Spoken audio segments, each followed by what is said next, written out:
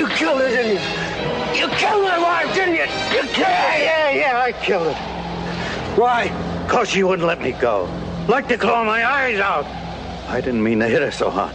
We needed a place where we could isolate Kimble and the one-armed man and give Barry Morse a shot at him. Yeah, I killed her. Now I'm going to kill you. Won't have to worry about you again no more.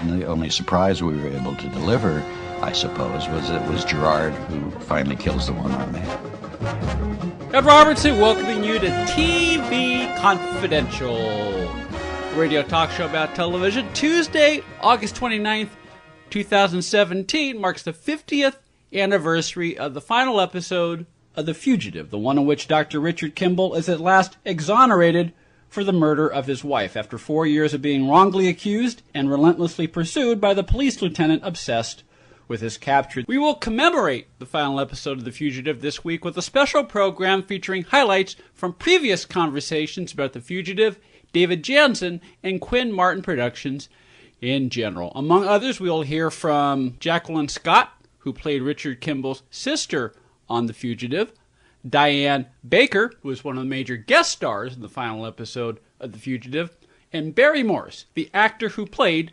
Lieutenant Philip Gerard. We hope you'll stay tuned for that. In the meantime, the final episode of The Fugitive scored a 45.9 rating that night with an even more astonishing 72 share, which means that of all the television sets in the United States that were in use between the hour of 10 and 11 p.m. on August 29th, 1967, more than 70% of them were watching The Fugitive. And at the time, the final episode of The Fugitive was the most watched single episode of a weekly network television series ever.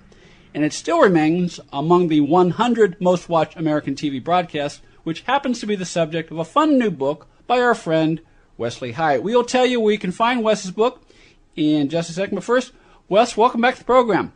Thank you, Ed. Great to be here with you again. You say that this book should have been impossible to write, yet you managed to do it anyway. What do you mean by that?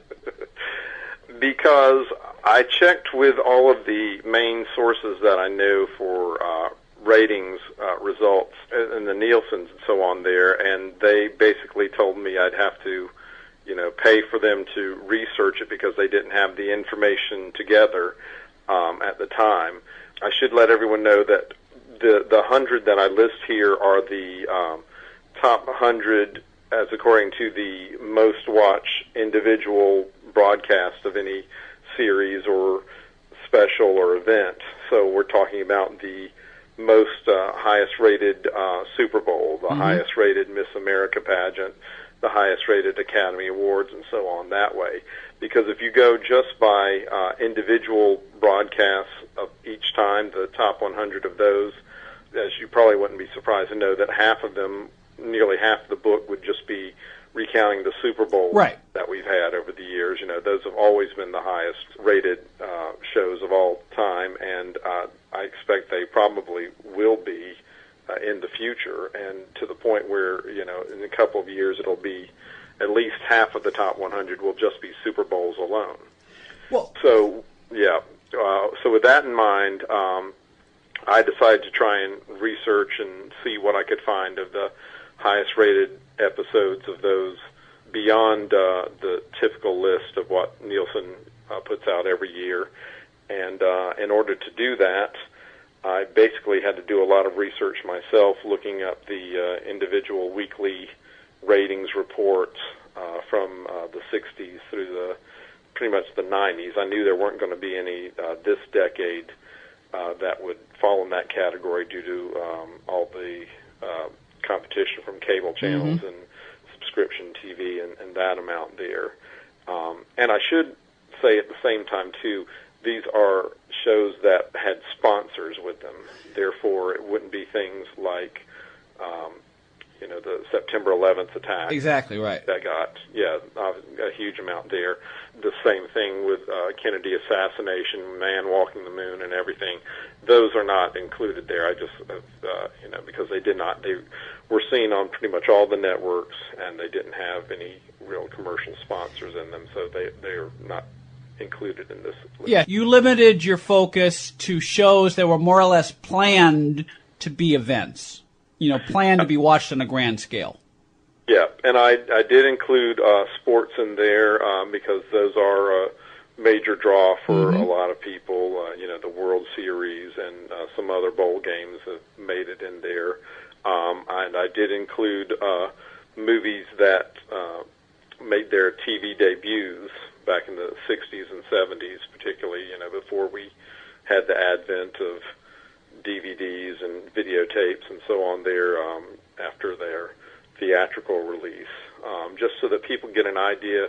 I wanted to give kind of a historical perspective and a good variety of what was popular at these periods in time. And I'm happy to say the list came out pretty well, where I've got a pretty good assortment of shows every year from 1960 through the 1980s included in it. Yeah, I was going to say, one of the fun things about the book that makes it of interest not just to people, such as myself, who, more or less follow this for a living, but also people who just love television and love to read, the story behind the story, is that, you don't just list all these highly rated programs or highly rated specials, but you attempt to explain why it attracted as many people as it did on that particular day or that particular night. Yeah, and what I found was that in several cases, the shows were helped by the fact that the competition against them, it was either the last episode of that series or the first episode of a series competing against it. So that made those seemed to be the times when the other networks seemed to be pretty vulnerable in terms of competing with popular attractions that way.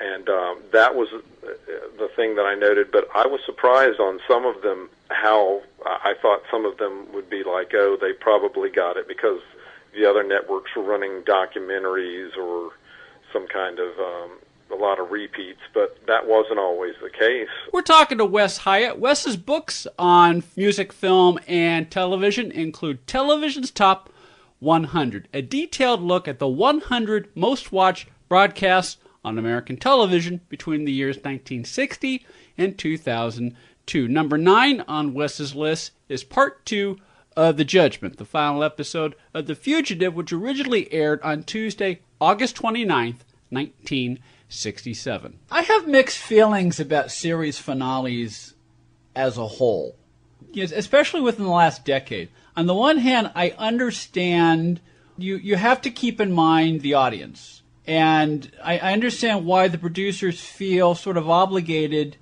to tie up loose ends in a way to keep the audience happy, because after all, they're the ones who invested their time every week for 5 years, 10 years, 13 years, however long the show ran.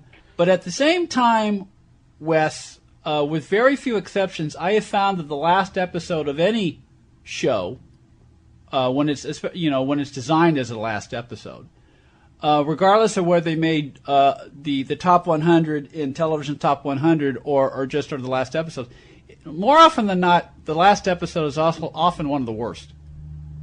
Yeah, it tries to be too many things for too many people, and I think there's kind of like a built-up expectation of what it's going to be that makes it difficult to write and produce and act for all involved there at the same time. That one, the one for Cheers there was nearly 2 hours there, and there's a really good reason why sitcoms are a half hour. It can, they're really effective and tightly written that way. I think if we had, tried to have something like a finale for I Love Lucy, it would have been hellish to watch, to be honest. Yes. If you had something at 2 hours of it, it just doesn't fit. But at the same time, the networks want it because the sponsors want to have something. Exactly. And that's, it's more of a money-making decision than it is an artistic one, unfortunately. Exactly, because and again, television is it's a business, and because that you have a franchise and that you're going to have you anticipate a lot of people tuning in to say goodbye to your favorite characters, and so you want to slot in as much time as you can so that you can fill it, so that you can sell as many ads as you can to keep the revenue flowing. Yep, exactly. And so, that situation, it's pretty much established now. That's the one drawback about having a hit show, is that you're going to have a big finale to celebrate everyone on, if you want to please the networks and the advertisers, unfortunately. Which brings us to number 9, the final episode of The Fugitive. Now, you know this, the listeners know this. Once upon a time, I wrote a book on The Fugitive, and most people would agree that The Fugitive was the first time a weekly series had a deliberate concluding episode, but you make the case in television's Top 100, Wes, that there were 2 examples prior to that. Yeah, but I think there are more exceptions, and they wouldn't, I'd maybe I'd give The Fugitive the doubt of the honor, maybe put an asterisk after it, if that would be the case, if you wanted to have it that way. You could say there was the Buick Circus Hour back in 1953. It just ran for a year there, and it was telling a continuing storyline, and it wrapped up, and it basically was designed just to be a year-long story, and it was just something that Buick had there alternating with Milton Berle every week, and even though it was a big hit back in 1953, hardly anyone knows about it today at all, because it was just a variety show with a storyline, and it just, never was really repeated or anything like that. And then there was The Life and Legend of Wyatt Earp, kind of round up its story as well, about with having the OK Corral gunfight at the end of its run there in 1961.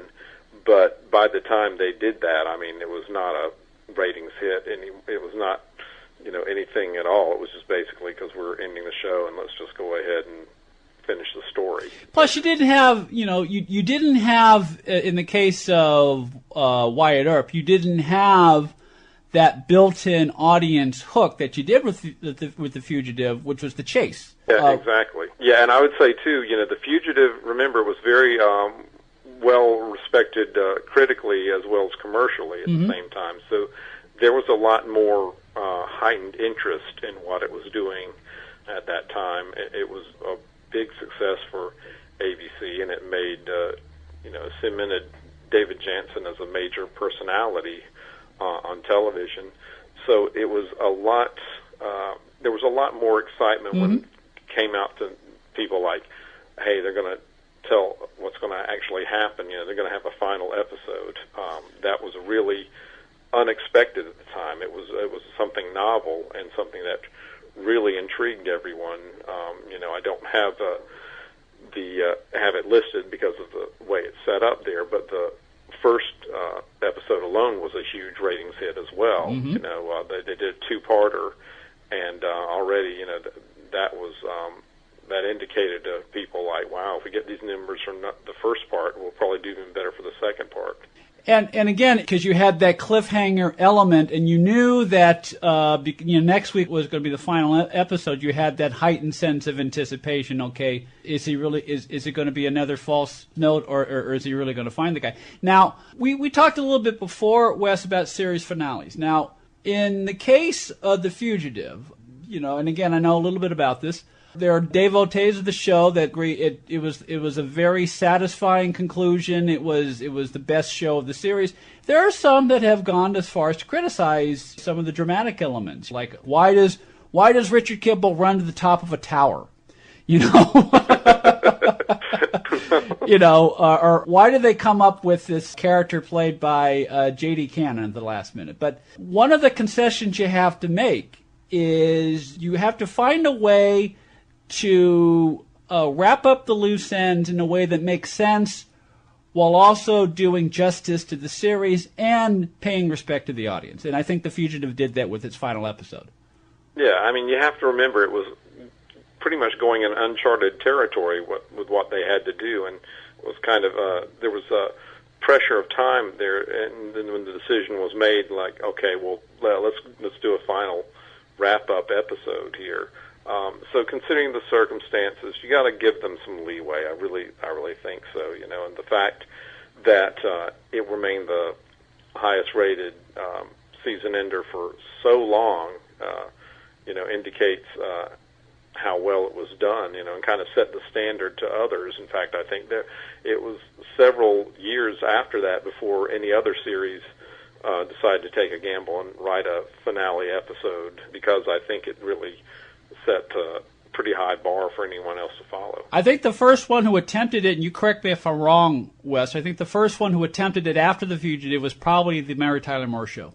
Yeah, I think so, yeah. And that, of course, was a sitcom and not a drama right there. So that was, 10 years after the fact. So that tells you how everyone, realized this is not an easy a task to take at hand there. And it didn't really, wasn't mandatory for anyone until, recently. It's kind of like a recent phenomenon when series that have run long enough, they're notified they're going to be canceled and can set up and do a series finale that way.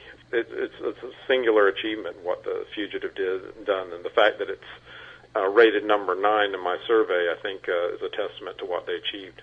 Well, it's a singular achievement that Wes Hyatt has put together television's top 100. Television's Top 100, the most watched American broadcast from 1960 through 2010. A very fun book with facts, figures, and behind-the-scenes stories of the 100 most watched TV broadcasts of the past 5 decades, which you can find by going to McFarlandPub.com, www.McFarlandPub.com. Wes's latest book, The Carol Burnett Show Companion, So Glad We Had This Time, is available through Bear Manor Media. Wes will be back in a few weeks, along with her friend Chris Corbin, to celebrate the 50th anniversary of the Carol Burnett Show. In the meantime, we'll take a quick time out, then we will replay a conversation we had in March 2014 with prolific television director Ralph Senensky. Ralph directed 4 episodes of The Fugitive, plus he worked on many other Quinn Martin productions, including The FBI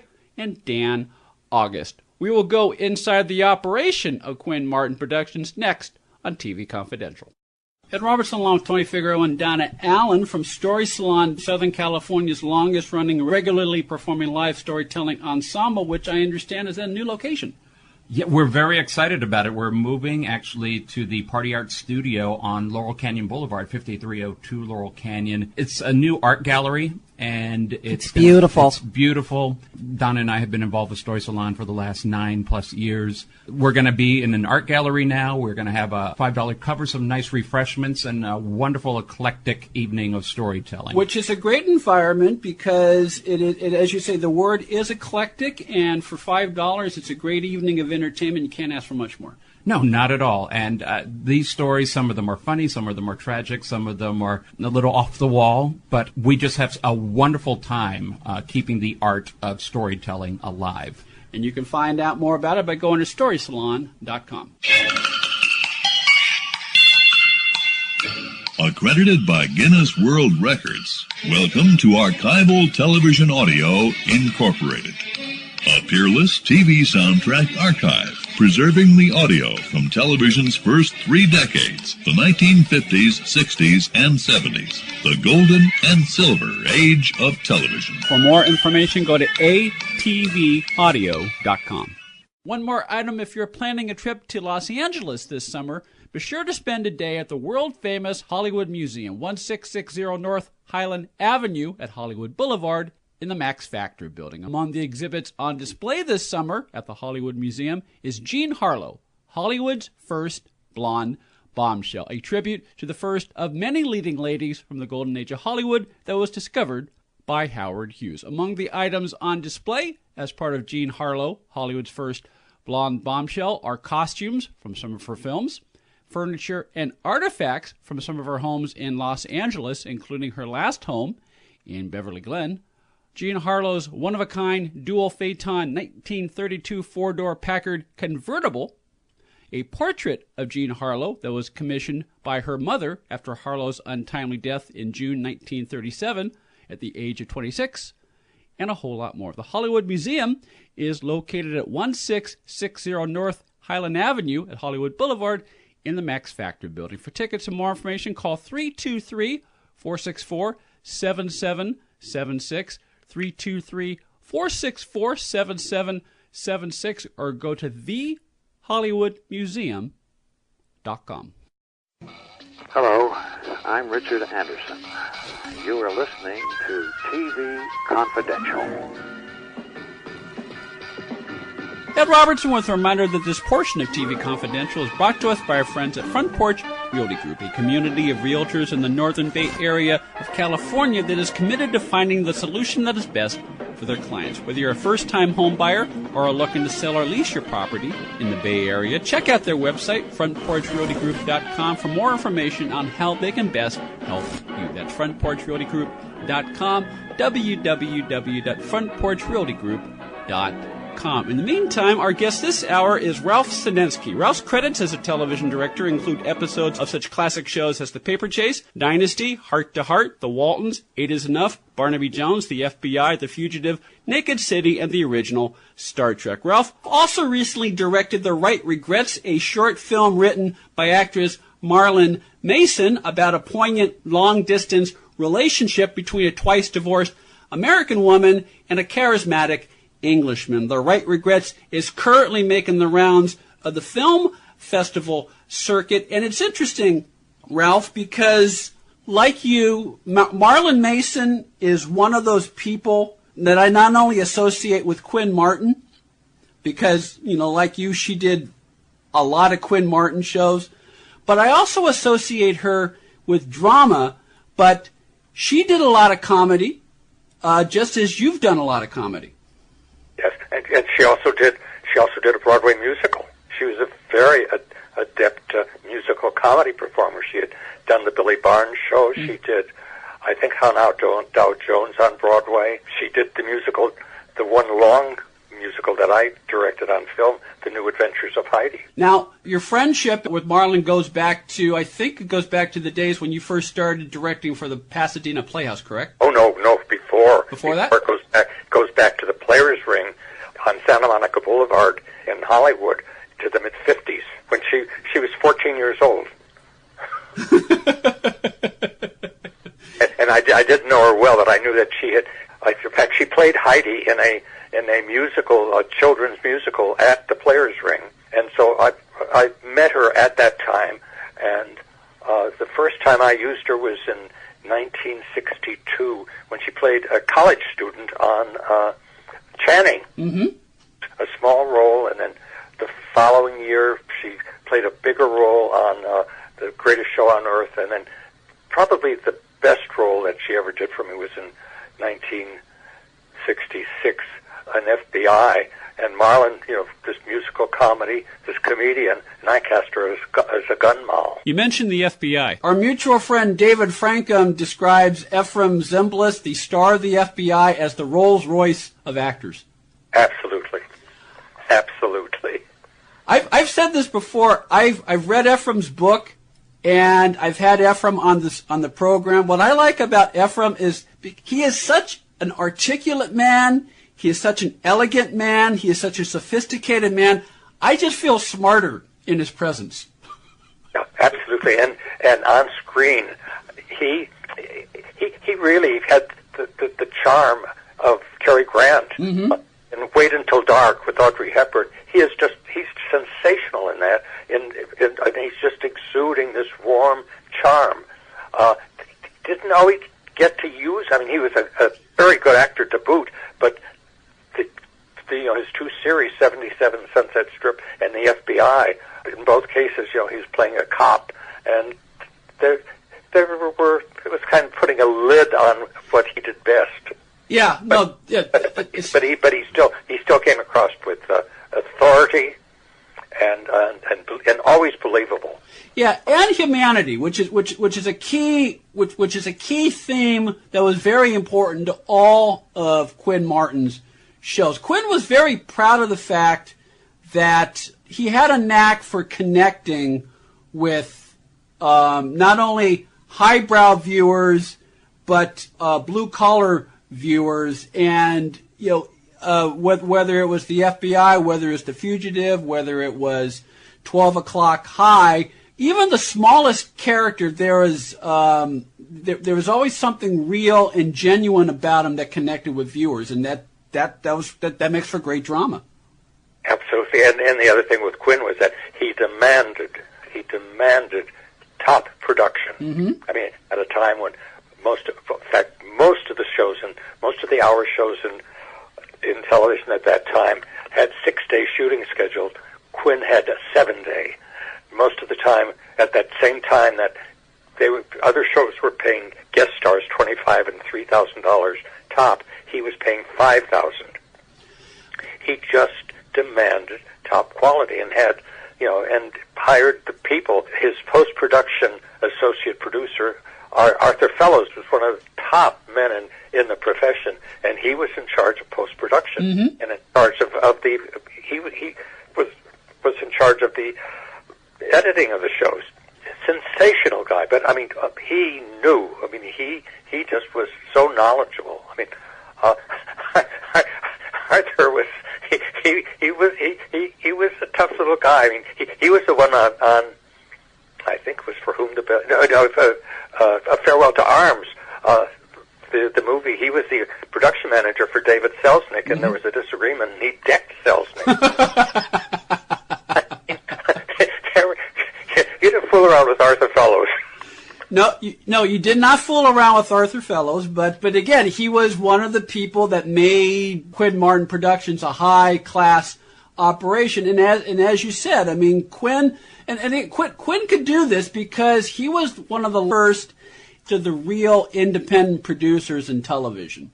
And, when he left television, that was the time when television was beginning to change and the studios were beginning to take more control of their property.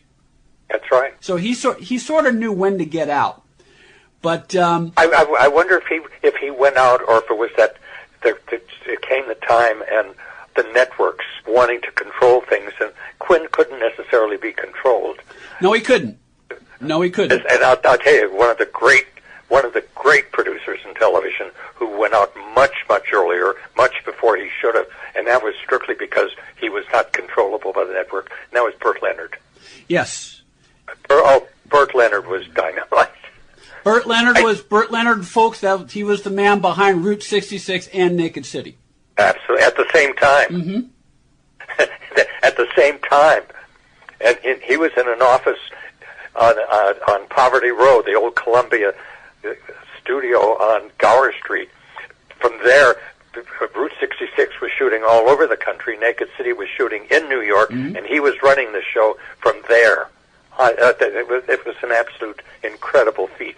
With the casting director in New York, I'll tell you how anybody could have even done one of those shows to be in charge of both of those shows. And Quinn stood over the movie Ola and cut every episode of both of those series. He personally did it. So I'm talking about Burt Leonard. You're talking about Burt Leonard. We are talking to Ralph Senensky, longtime member of the Directors Guild of America and a man whose work as a television director includes multiple episodes of some of the very best drama and comedy series ever made. Ralph is also an active blogger who has shared many great behind-the-scenes stories about his work as a director in network television. You can read some of these stories at Ralph's website, Senensky.com, www.Senensky, Senensky.com. Like I said, Ralph is one of the great pioneers of television, and, you know, we're not going to cover everything in one program, but before... Say again?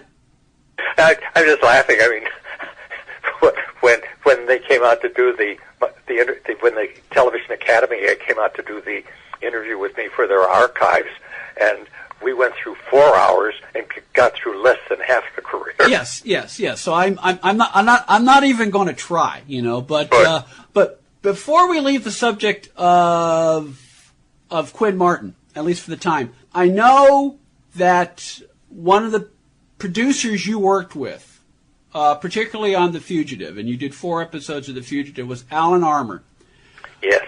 When I first started writing about film and television, one of the first people in the industry that I met and got to know a little bit was Alan Armour, one of the classiest guys television has ever known.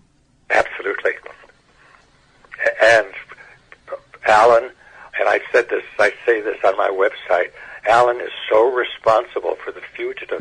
That was such a difficult show to do, and at that time he did not have a staff of writers. Alan was, interviewing writers who came in to pitch stories, picking his story, overseeing it. He did have assistants. I think, I'm not sure if George Eckstein. George Eckstein worked very closely with Alan, but basically it was he and George. It was he and Alan. He was his associate producer. But, yeah. Alan each week had to do another version of Les Miserables. In other words, he had Kimble. He was on The Lamb. So on the one hand, he had either Gerard after him, or if Gerard was not appearing, then he had to get him involved in such a way so that the local police were after him. Then he had him get involved in a personal story, and it had to be an interesting story that got the audience involved. And then at the end, he had to work it out so that he was still able to walk away. I mean, with the police after him, and to do this week after week after week, and to do it realistically and with the class that he did, I just think was a miraculous achievement. And, going back to the level of quality that Quinn Martin, demanded for his shows, the running gag with Quinn Martin was because Quinn liked to shoot night for night because it was authentic. So if a scene was set at night, you would wait until it was dark, and then you would shoot. So the running gag was Quinn Martin shows were called QM in the PM. I know, and that was one of my gripes with Quinn, because there were times if you were shooting on a city street where you had street lights, that made sense. There were times if you were shooting out in an open field, or if you were shooting at the beach, it was phony for me to be, and I had a beach scene in one of the Dan August, and it was not real. It was not as realistic as shooting day for night. I mean, if you look outside on a moonlit night, there's a lighting there, and it was an effect that you could get by shooting day for night. So, I mean, that was one of the places where I disagreed with Quinn. So that when I went back, I was with the FBI the first season, the second season, and then not again until the 7th season. So when I went back to do the 7th season, first thing I would do when I got a script, and I did 5 of them, I would go through, and any place where the author had said night, I wrote in day, and and I used my excuse that crime, that it was just more interesting and more realistic and dangerous for criminals to be doing it in the daylight rather than at night. Right, and again, that makes sense because it's real. At night you can hide in the alley, and the darkness, the shadows can disguise you. Whereas if you pull a crime off during the day, yes, that's a little more daring, and it adds to the danger involved in the scene. And when I did Diane August with Benny Coleman, who didn't like to use big arcs because he had a lighting production company that rented the lighting equipment that he had the company rent from him, and quite frankly, they were small instruments. I used to say that they looked like coffee cans, and I didn't think that the night lighting on Dan August was all that effective. In fact, some of it was phony because you just kept seeing these sort of beams of light coming out from behind bushes. So that you mentioned Dan August. I have had occasion to talk to Richard Anderson a couple of times. Fine actor, and had started off. I've seen a lot of Richard Anderson's early work when he came out. Was under, I think, might have been under contract at the studios. Didn't have the career that he could have had, should have had, and was a very good actor. Sort of put into a restrictive role, but there was a nice paycheck. But fine actor and just a very nice person. Yeah, and he when we came to talk about Dan August, he made a point of saying that Burt Reynolds, he gave it his all. I mean, not only on camera but behind the scenes. I mean, he did everything he could to make that show work. Absolutely, because Burt said to me at one point that this was his fourth series, and he said if this doesn't go, he said where his career had no place else to go. Burt would work if he had to be called back early. The actors had a 12-hour. You couldn't call them back earlier than 12 hours without penalties. Mm-hmm. And Burt would always came back in. He did not demand. He would finish a week of shooting, and then on Friday night would fly off to Minneapolis to some convention. Mm-hmm. And this was before it went on the air. I mean, he did everything he could. And of course, the great story there is that when I first went to do the first show, and the producer was Tony Spinner, whom I knew because I'd worked with Tony before. Mm-hmm. Tony was a great guy, mm-hmm. but Tony's advice to me was, now you have to watch Burt because he's going to try to be charming, and if there's one thing Burt doesn't have, it's charm. Well, of course, we all know what happened. Dan August only went the 1 year, but within a couple of years, he became one of the biggest box office stars ever. I mean, and in fact, if with that movie, I can't remember the name of it. Deliverance. Yes, yeah, but the other thing is that I don't know. I think it was Fred Silverman who was the head of ABC at the time of that, because Burt, soon after Dan August was canceled, Burt made his first appearance on the Johnny Carson show, mm-hmm. where the charm just erupted. And I have read that the next day that Quinn Martin got a call, and I think it was Silverman, who said, "Where was that guy during Dan August? If he had been in Dan August, the show would have been canceled." Yeah, but in fairness to Burt, Dan August was a cop show, and it was a cop show in the Quinn Martin vein. That was the problem, is that Quinn himself did not have the sense of humor to do a show like that. I mean, Dan August could have been another Rockford Files. Yeah. You could have done those same stories, and the fact that he was charming and that you were going at it with a little less grit, it could have worked. Yeah, but Quinn and also Tony Spinner. Mm-hmm. Spinner was not the person to do that. Charlie Larson would have been better at that, because Charlie on the FBI was able to get the nitty gritty, but he didn't. It wasn't as sour as Dan August was. Yeah, no, and again, it speaks to one of the vagaries of television, and sometimes it's timing, and sometimes it's making sure you have the right people, the right combination, the right combination in place. Because I had never thought of this before, but I can see. You mentioned that Dan August could have been developed along the lines of a Rockford Files. I can see that because it was a small town, and where everyone knew him, and that's I could, depending on how the stories are written and how Burt was utilized, I could see I could see that working in that way. Yeah, and Quinn later did a show that was a cop show, but was not as nitty. It was not as gritty as that. Barnaby Jones. Barnaby Jones. That's right. Which we mentioned earlier. And Cannon.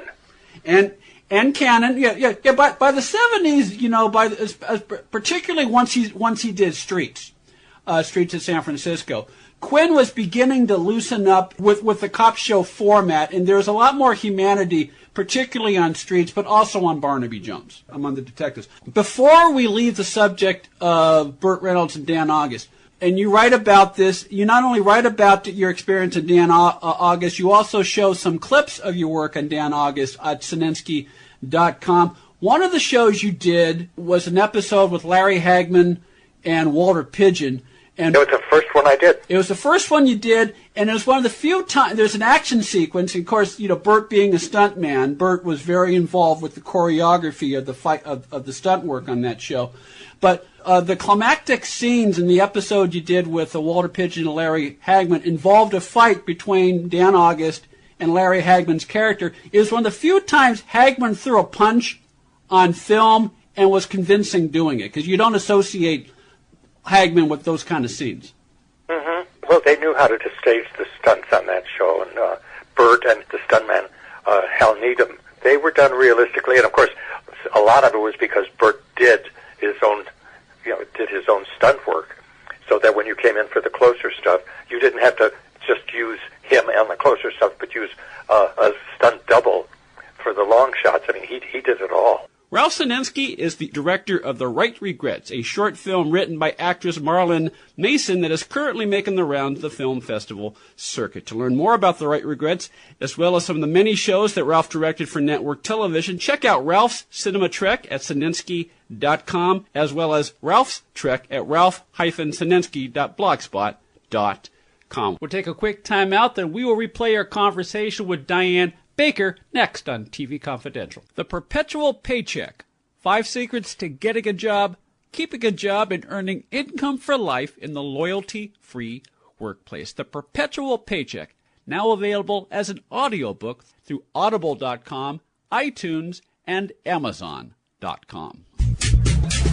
Cam Caricatures will keep the fun rolling at your next party, convention, or event through a live video feed. As friends or colleagues gather around the webcam, I can see them on my screen, and they can view my caricatures come to life on their own screen. The completed black and white drawing will then be emailed to you to print out. Pricing and details are at hamcamcaricatures.com. That's HAMMCAMCARICATURES.com. Buying or selling a home can be one of the most stressful things we'll ever do in life. But it doesn't have to be. And no one knows better than our friends at Front Porch Realty Group. They're a community of realtors serving the Northern Bay Area of California that cares about their clients as individuals first and foremost. Whether you're a first-time buyer or looking to lease or sell your property in the Bay Area, Front Porch Realty Group will help you through this important transition by providing you with the right information for your situation while lessening the pain. They also work with a network of realtors throughout California who provide the same high caliber of customer service. Call Front Porch Realty Group at 415-886-7411 for a realtor referral near you. You can also visit their website, frontporchrealtygroup.com, for more information on the services they provide, including upcoming workshops and seminars. For more information, call 415-886-7411 or visit frontporchrealtygroup.com. Front Porch Realty Group. They'll find the solution that works best for you. Ed Robertson here to tell you how you can get a free first ride with Uber, the mobile app that connects you with a ride at the touch of a button in just a matter of minutes. Uber has drivers in cities across the country and around the world, while payment is seamless and cashless. To download the app, go to uber.com and enter the promo code TVConfidential, all one word, and you will receive a free first ride up to $20. To sign up directly with the promo code included, go to get.uber.com/go/TVConfidential, get.uber.com/go/TVConfidential. If you've listened to TV Confidential and like what you've heard, please consider supporting our efforts by becoming a patron of our show through Patreon. It's easy to do and costs as little as $1 a month. For more information, go to patreon.com/TVConfidential or click the Patreon button on the home page at tvconfidential.net. This is Jonathan Goldsmith, and you are listening to TV Confidential. Who put up the money? He wouldn't tell him.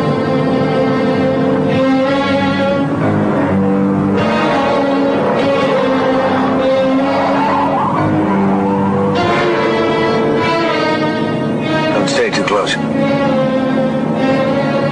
seem to keep getting you involved in all this. No, I keep getting me involved. Those dues you think you owe me, Jean, they've been paid. You know what, Richard? I don't think it's really dues. Not anymore. Ed Robertson welcoming you back to TV Confidential, radio talk show about television that is commemorating the 50th anniversary of the final episode of The Fugitive by playing highlights from previous conversations featuring actors who appeared on The Fugitive, including Diane Baker. You might recall that in August 2013, Diane Baker joined us in the studio along with television writer Paul Robert Coyle. Of course, many of you listening tonight know Diane for her many roles in such classic films and TV series as The Diary of Anne Frank, Marnie, Route 66, The Invaders, Streets of San Francisco, House, Law & Order SVU, and of course, the final 2 episodes of The Fugitive. Diane is also the executive director of the Motion Pictures and Television Acting School at the Academy of Art University in San Francisco, although she still continues to act today. The Motion Picture and Television School is one of the largest film schools in the country, which you can learn more about by going to academyart.edu, www.academyart.edu. Diane, before we forget, we have an email question for you from Kurt from Fairfield, California, regular listener. Kurt writes, please tell Diane that she was the best actress that ever guest starred on The Streets of San Francisco, The Invaders, and The Fugitive. What memories do you have of working on the final episode of The Fugitive? That I love doing it, and I love David Jansen. No one knows what an intellect the man was. I do. He was very smart. Yeah. Ed wrote the book on The Fugitive. Well, he was very, very a wise guy. Not wise guy, but wise. Very smart. Smart. But, I mean, you came in at the tail end, obviously, the very last concluding 2-parter. And you did The Invaders pilot just about the same time. I don't know which you shot first. I don't remember either. Right.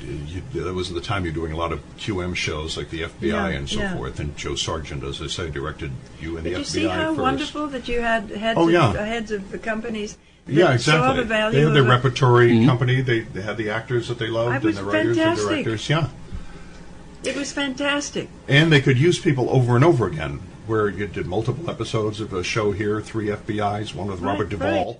Nowadays, unless you're recurring, like you were lucky to be on House, they won't recast the same people. If they used an actor 5-6 years ago, well, that's it for them. Unless they're going to bring that exact role back. I know. Yeah, so there's not that opportunity for guest stars to play different characters in the same show, right? Exactly, but in those days there were... Ray Stark. Right. Had talked about doing a repertoire, having the studio system back again before his death. And I saw his daughter at some event a couple of years ago, and I mentioned that to her. I said, you remember the conversations that you might have had with him? I think it's important, and I think people should begin to think a little bit about that again, because we could be losing a lot of talent because they're struggling so hard. You know that I have students who graduate, and they call me from LA or email me, and they can't even get a job as a waiter. Now, it's bad when that happens, and they've spent all this money on training, and they're not going to ever see the light of day. There's no guarantees, but... but there's plenty of people in this world who are looking for entertainment. I just remember that I know that David was always suffering, it seemed, having some kind of problem. On the show. Yeah. Right. Well, he was in life, he was in physical pain because he was in 90% of he was on camera 90% of the time. This is back in the days of a single lead show, which no one will do anymore. Right. Everything is on, even if you have a star, everything is ensemble. Right. But the guest stars had roles, the cutaway roles, the guest stars can handle. Yeah, but that's the truth. Yeah.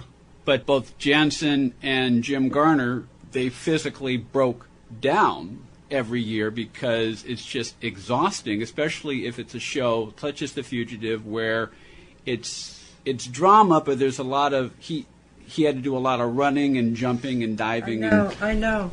I felt sorry but we liked each other. We had respect for each other, and I really liked him. I just, I wish he'd been around and stayed around. I'd see his mother from time to time. Yeah, Bernice.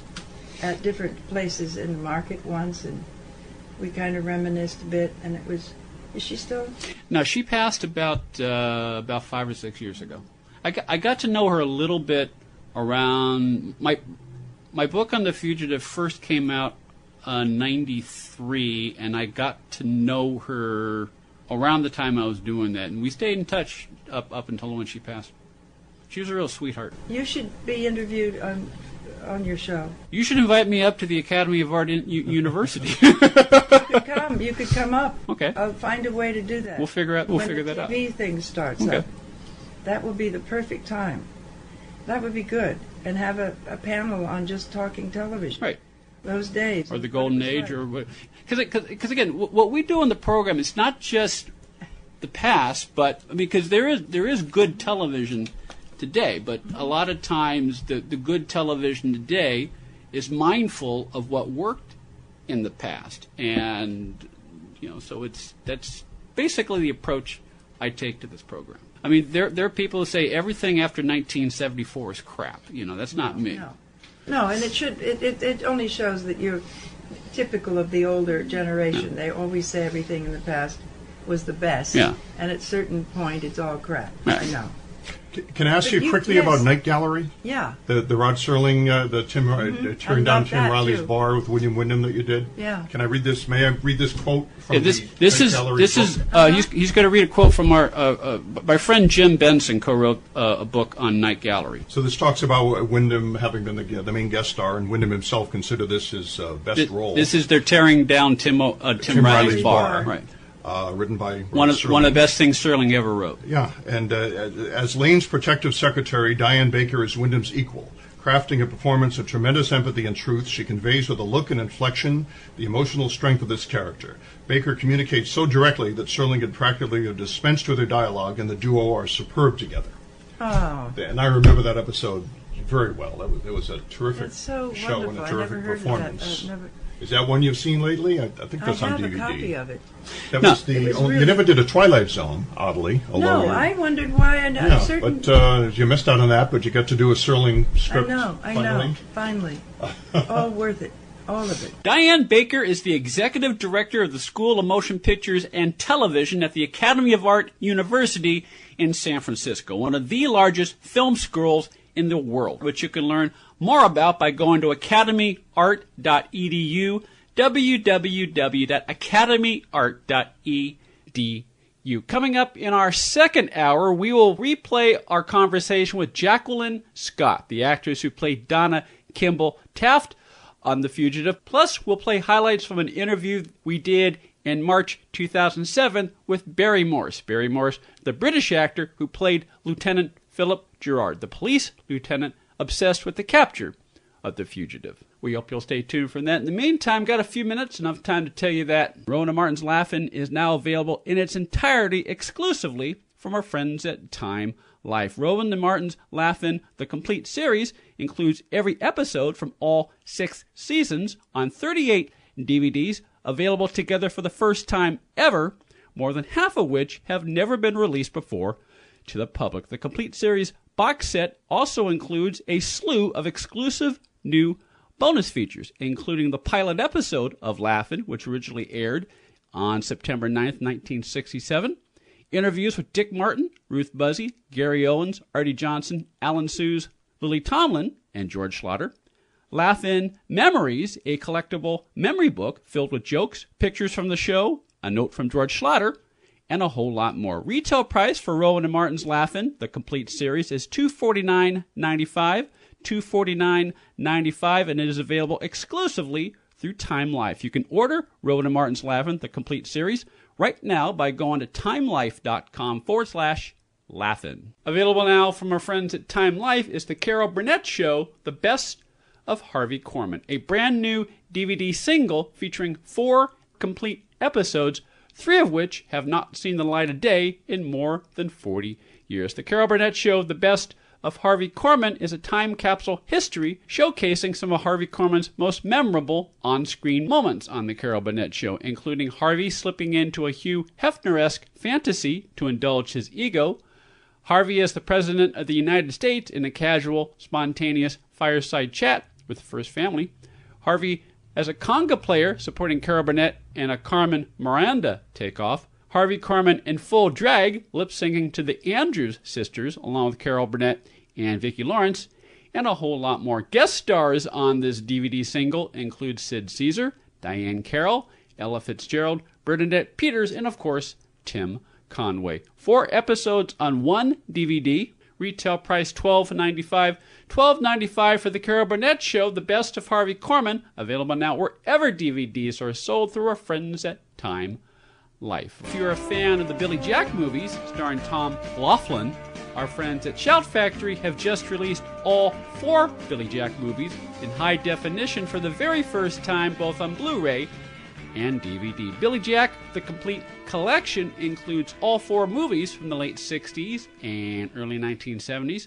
The Born Losers, Billy Jack, The Trial of Billy Jack, and Billy Jack Goes to Washington, all of which featured Tom Laughlin as the half-American Indian, half-white ex-Green Beret who paved the way for such later icons as Chuck Norris with his unique blend of high-kicking action and political awareness. All 4 movies in Billy Jack, the complete collection, include audio commentaries with Tom Laughlin and Dolores Taylor, plus the original theatrical trailers, still galleries, and more. This special collection also marks the first Blu-ray release for 3 of the 4 Billy Jack movies. Billy Jack, the complete collection, is available now wherever DVDs and Blu-rays are sold through our friends at Shout Factory. We'll replay our conversation with Barry Morse when we come back for hour number 2 of TV Confidential. Stay with us. If you haven't been listening to TV Confidential, this is who you're missing. Shirley Jones, Diane Baker, Bobby Hall, Channing Chase, Charlene Tilton,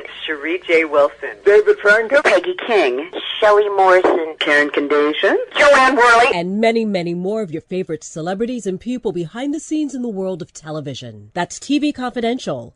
Every week on this station and every day online at tvconfidential.net. If you've listened to TV Confidential and like what you've heard, please consider supporting our efforts by becoming a patron of our show through Patreon. How does Patreon work? Patrons agree to make a small donation to their favorite content creators every time they release new content. In exchange, we continue to provide new content while offering you rewards in return. In a way, it's like giving a tip, plus it provides value for value. So if you liked this week's guest or learned something about your favorite show that you did not know before, please consider supporting our efforts for as little as $1 a month. If you can afford more than $1 a month, you can donate at that level as well and receive some cool rewards. For just $5 a month, for example, you can download up to 6 programs from the TV Confidential archive store absolutely free. For $10 a month, you will receive a sneak preview of our guest interview every week before anyone else hears it. For more information, go to patreon.com/TV Confidential or click the Patreon button on the homepage at tvconfidential.net. Accredited by Guinness World Records, welcome to Archival Television Audio Incorporated, a peerless TV soundtrack archive, preserving the audio from television's first 3 decades, the 1950s, 60s, and 70s, the golden and silver age of television. For more information, go to atvaudio.com. Ed Robertson here to tell you how you can get a free first ride with Uber, the mobile app that connects you with the ride at the touch of a button in just a matter of minutes. Uber has drivers in cities across the country and around the world, while payment is seamless and cashless. To download the app, go to uber.com and enter the promo code TV Confidential, all one word, and you will receive a free first ride up to $20. To sign up directly with the promo code included, go to get.uber.com/go/TV Confidential, get.uber.com/go/TV Confidential. This portion of TV Confidential is brought to us by our friends at Front Porch Realty Group, the community of realtors in the Northern Bay Area of California that is committed to finding the solution that is best for their clients. Whether you're a first-time home buyer or looking to sell or lease your property in Northern California, call 415-886-7411 or visit frontporchrealtygroup.com for more information on how they can help you. Hi, this is Barbara Bain. You are listening to TV Confidential.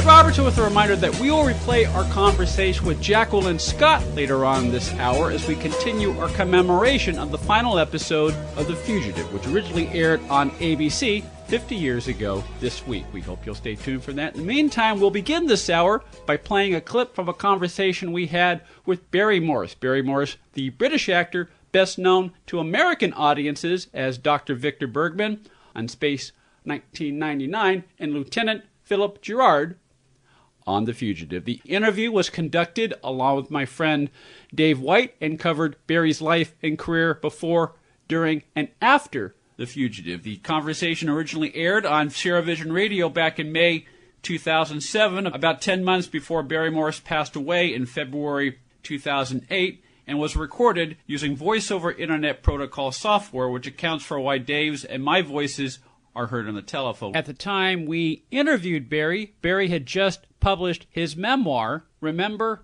with Advantages, the story of his life and career in show business. With that in mind, we began our conversation by asking Barry how he came up with the title for his memoir, Remember with Advantages.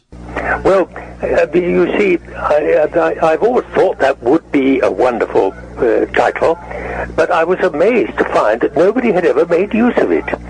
Because it's, as you, I'm sure, know, if you don't, many of your listeners will, it is a phrase from a play of Shakespeare's called Henry V, in which the king, addressing some of the troops before they go into battle, actually says this marvelous phrase. He says, "Old men forget, yet all shall be forgot, but he'll remember with advantages what feats he did that day." And I've always thought that was a marvelous way of expressing one's recollections of things past. And so I was amazed to discover that it had never been used as a title. And so I'm the first ever in history, since Shakespeare's day at least, to make use of it. Well, you were the first to do a number of things, both not only on stage but also on television. Many people, Barry, know you either as Lieutenant Gerard in The Fugitive or as Professor Bergman on Space 1999, but you've also done so many other things on television, both in America and in the UK. In fact, your career in television dates back to the very first television broadcast that originated from the BBC in the mid-1930s. That's right. Yes, could you please talk a little bit about that? Well, you see, television, as I'm sure some of your listeners will know, originated with the BBC in 1936, when it was a relatively new technique. And very, very few people had television sets, because, of course, they were so expensive. And so anyone who was at all eminent in our profession didn't want to have much to do with it, because it was so poorly paid. But for those of us who were beginners, more or less, at that time, 1935, 36, were only too anxious to get our feet wet in any way we could. And so I was lucky enough to go over to the site of the first television station, was a place called Alexandra Palace, over to the north of London. And I was lucky enough to get to do some of those earliest television shows, which unfortunately, or perhaps mercifully, were never preserved, because there was no means of preserving them. Right. And I always remember that the profession as a whole viewed this new technique as something rather extraneous, because I was doing a stage production of which I had to delay joining the rehearsals for a few days because I was doing one of these television shows. And when I turned up 2 or 3 days late for rehearsal, a senior actor said to me, "Well, what have you been doing, young fellow, that made you unable to be with us for the first couple of..." And I said, "It was for the BBC, sir." Oh, yes, I see," he said. "Oh, you've been on the wireless, have you?" That was the name given to the radio in those days, you see. And I said, "Well, no, actually, it was for the BBC, but not on the wireless. It was for this new technique." And he said, "Oh, yes," with great loathing. He said, "You're talking about this new television thing, are you?" And I said, yes, that's right. And he said, oh, you are a fool, wasting your time on that twaddle. Don't you understand, he said, it's just a fad, like the yo-yo. The public will have forgotten all about it by Christmas. Oh, what a fraud that he was, huh? What was generally believed.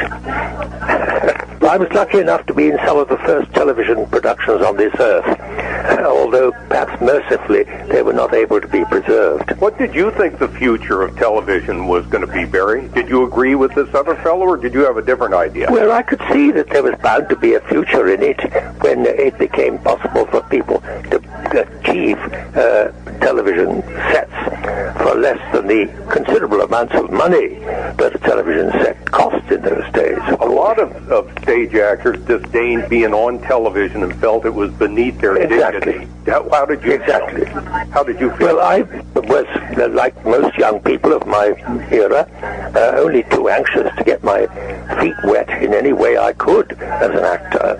And whether it was on the wireless, as they used to call it, or in the theatre itself, it was a great exercise to be able to pull faces and make noises in any way that one was called upon to do.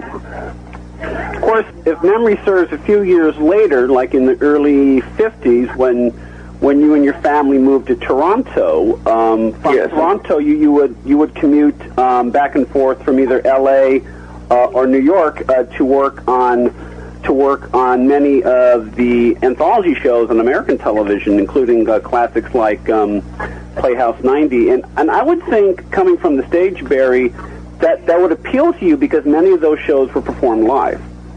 Yes, indeed. That was a great appeal and a great challenge, of course. And I was lucky enough to be free of the kind of nervous anxiety which so many actors suffer. I was, having been a Cockney as a youth, I was thoroughly Cockney-like and not much troubled with such things as nerves. And so I was really only too ready and willing to get my feet wet in any way I could. Well, it's very interesting because, in fact, when I was reading about your early years in your book, Remember with Advantages, I felt a kind of kinship with you in the sense that you did not come from a stage family. I mean, your parents... No, not at all. Yeah. Both of my parents were servants. My mother was a maid and my father was a porter, and they first met when they were working on the domestic side of the staff of a hospital just outside of London. Well, it was considered to be outside of London in those days. It isn't now, more or less, but a lovely riverside borough of London called Richmond. They met when they were working in that staff, where there was a staff, if you can believe it, of 13 servants taking care of a medical staff of 7 doctors.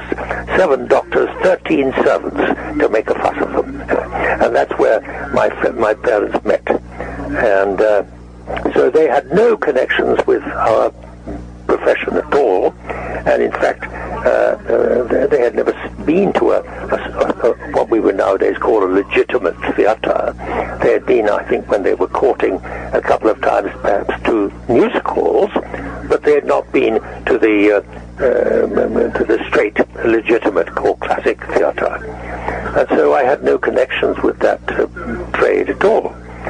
So basically, you made your own breaks, and you didn't ride on any coattails. I mean, you made your way to the Royal Academy, and through being one thing leading to another. I mean, you forged yourself into a very successful career on stage and later in film and television. Yes, indeed. I realize now how very lucky I was, but my luck was fortified, you might say, strengthened by a great deal of nerve.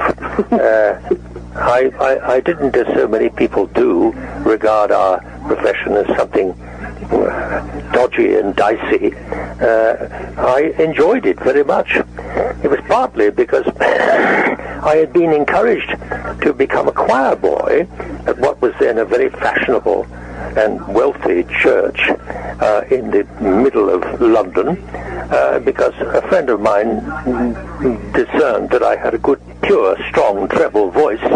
And he said, you ought to go and join this choir at this church because they pay their choristers. Not many churches did, of course, in those days. So I went off to this church, St. Columba's it was called, and the director of music there said to me immediately, can you read music? Oh, yes, I said, lying, of course, but I was cocky and confident. And he then picked up a hymn book, opened it, and passed it to me and said, well, sing that. Well, the book, it shows you the kind of flukes that I was fortunate enough to come across. The book happened to be open at a hymn which I already knew. So I sang it faultlessly. And he said, oh, well, yes, that's quite good. I'd sung it without really being able to read it at all. And that gave me my first taste of the pleasure and excitement of standing up and making noises in front of groups of other people. But when I first started to go to work in the States, after we first went to Canada in the 1950s, I made it a rule, whenever I could avoid it, not to play English parts, because I didn't want to be tight, as English actors so often were, actors like Basil Rathbone and so forth, as being somebody who could only play English parts. And I already by that time had learned that I could make, if required, but if the checks didn't bounce, I could make other people's noises. So I started to play lots of American characters, and indeed The Fugitive is the only example, I believe, that there ever has been in the whole history of our trade of an English actor playing an ordinary, conventional American character in an American series. That's why so many people to this day think I'm an American. It's not too long ago, in fact, that I was here in London walking around near Trafalgar Square, which is near where I live, and a group of tourists came up to me and said, oh, hi there. And I could see that they were from the States. And so I replied in my ordinary voice, which is what you're hearing now, and said, oh, that's very kind of you to remember shows of such a long time ago. And they said, oh, gee, sorry, we got muddled there. We thought you were that Barry Morse guy. And I said, well, in fact, I am, but I don't always make those noises. You know, Barry, I got a kick out of this when Ed mentioned that when you did The Fugitive, and maybe with others, you were using what he described as an American accent.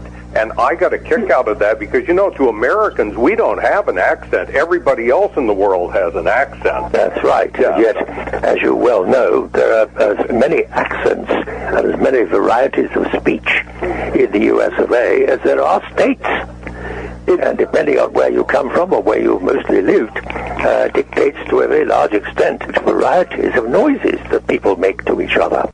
Barry Morse from a conversation with Dave White and me that originally aired in May 2007 on Talking Television, the program from which TV Confidential came to be. And the audio you just heard is courtesy of our friends at Share Vision Radio. And as you just heard, Barry Morse was quite proud of the fact that when he played Lieutenant Philip Gerard on The Fugitive, he was the first, and for more than 40 years, the only British-American actor to have starred in an American television series playing an American character with an American accent. The only other British actor to match Barry's feat was Hugh Laurie. Hugh Laurie, of course, played the American Dr. Gregory House on the long-running Fox television series House. Fugitive, of course, is now available as a complete series box set DVD edition, and among the extra features included on that box set DVD edition are a couple of rarely seen television interviews with Barry Morse, including a segment in which Barry performs in character as Lieutenant Philip Gerard. That is all part of the Fugitive Most Wanted Complete Series Box Set DVD edition, available now through CBS Home Entertainment. We'll take a quick time out, then we'll replay our conversation with Jacqueline Scott here on TV Confidential. Buying or selling a home can be one of the most stressful things we'll ever do in life, but it doesn't have to be. And no one knows better than our friends at Front Porch Realty Group. They're a community of realtors serving the Northern Bay Area of California that cares about their clients as individuals first and foremost. Whether you're a first-time buyer or looking to lease or sell your property in the Bay Area, Front Porch Realty Group will help you through this important transition by providing you with the right information for your situation while lessening the pain. They also work with a network of realtors throughout California who provide the same high caliber of customer service. Call Front Porch Realty Group at 415-886-7411 for a realtor referral near you. You can also visit their website, frontporchrealtygroup.com, for more information on the services they provide, including upcoming workshops and seminars. For more information, call 415-886-7411 or visit frontporchrealtygroup.com. Front Porch Realty Group. They'll find the solution that works best for you. Missed a show?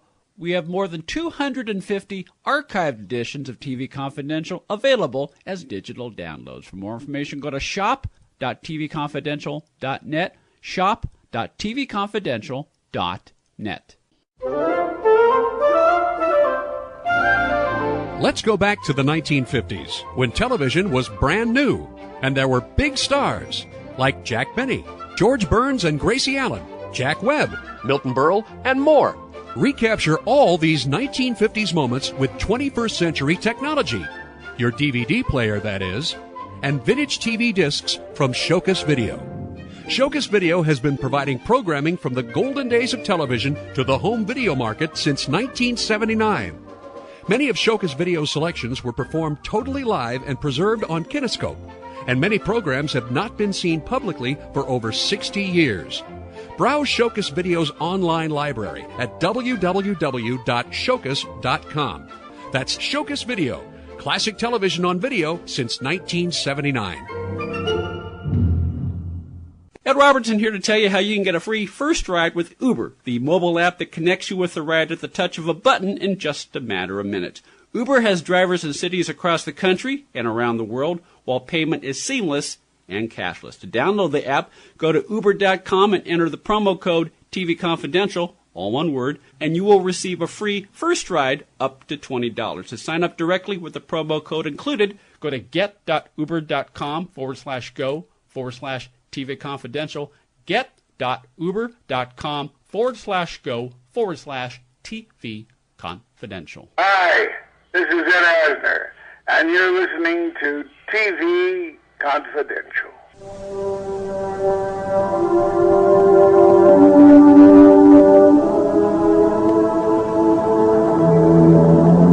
Dr. Kimble, how do you feel now that you're a free man? How do you think you feel? What are your immediate plans, Doctor? Well, I'd see some of my family and go back to work, I guess. Well, what's the first thing you plan to do? Get out of here. Dick said you'll meet us back home later. Okay.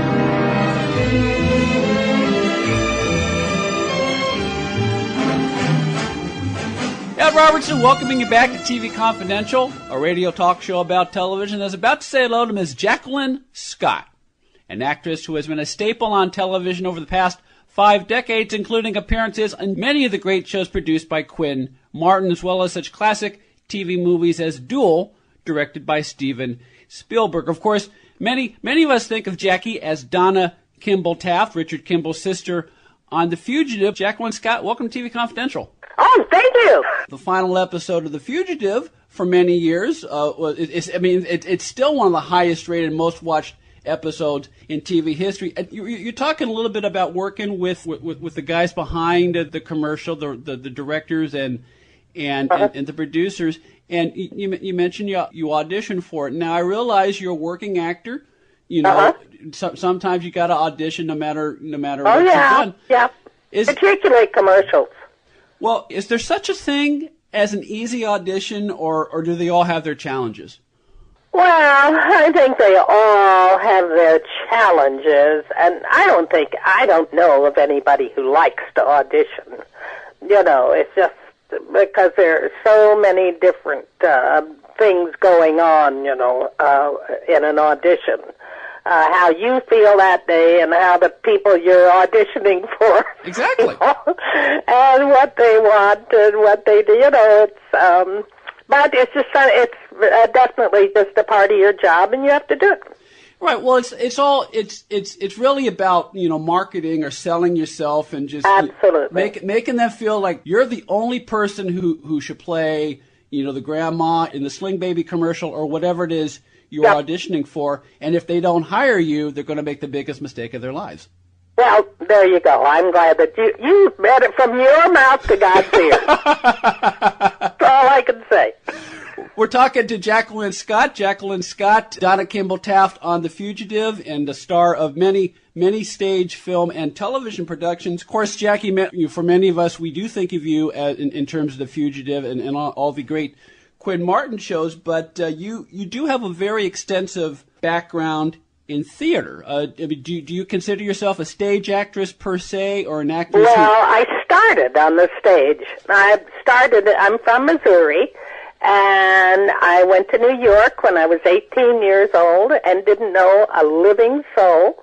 But I said I was just too young and too dumb to be scared. I just was bound determined that this was what I was going to do. I was going to be an actress. But I never dreamed and I never had any desire to do film, which is weird because all I'd ever seen was film. I'd seen very little stage work, professional stage work. I think I'd been to the Muni Opera in St. Louis once to see Naughty Marietta, and I had seen Oklahoma in Joplin. Everybody knows Joplin now, unfortunately, because of a horrible tragedy. Yeah. I did live in Joplin for a very brief period. But anyway, I went to New York to become an actress on the stage. That's all I ever wanted to do, and I just loved it, and I still do. And I just recently done a play called Southern Comforts, and we got wonderful reviews here in Los Angeles. It's a two-character show. I said about two old people fooling around, and it's just a wonderful little play. And we got wonderful reviews in the L.A. Times, and then we just did it in Palm Desert, and to standing ovations and bravos, and I tell you, it was just wonderful. And the thing I like about the theater more than television, if you're doing big $1 million movies, they have a long period of rehearsal. But that's what I love about the stage. A couple of things. I recently saw Southern Comforts, not your production, unfortunately, but I saw it at the Falcon Theater last year, and it's a great play.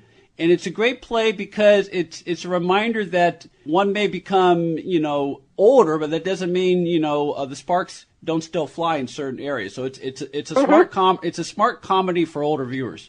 Yeah. Yep. Let's see. You're talking about how you always wanted to work on the stage, and you trained in New York, I believe, under Uta Hagen. Yeah, but you also worked during some of the live television productions in the 50s. I would imagine, you know, doing live television where, you know, you can't stop and say cut. Let's take it from the top again. I would imagine that would appeal to your sensibilities as a stage actress. Well, actually, it wasn't. It was easier than film when I came out here because we had about a week's rehearsal with live television, so you knew what you were doing. Yeah, well, you had a chance to rehearse, but still, I mean, when the cameras go on, it's basically as if you're performing live in front of That's right. of a theater. And the stories are legend and hysterical of things that would happen. I mean, you would be running from one end of the stage to the other with somebody taking a jacket off of you and putting another jacket on you while the person who you were running toward was talking to you in a tight close-up. And by the time you got to the other side of the stage, they cut to a close-up of you, and you couldn't be panting from running, and you would continue the scene with that person who had been talking. I don't know if it's clear what I just said, but...